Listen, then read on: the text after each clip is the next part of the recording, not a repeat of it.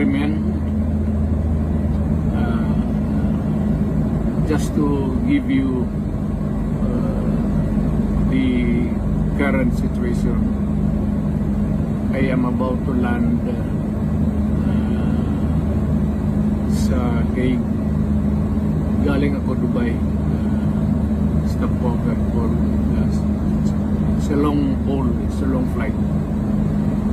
Okay ako. Do not worry. And I think this is something to do with the law and order noon.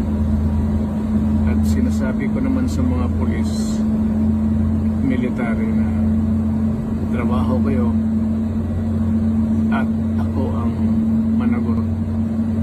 So ito na nga,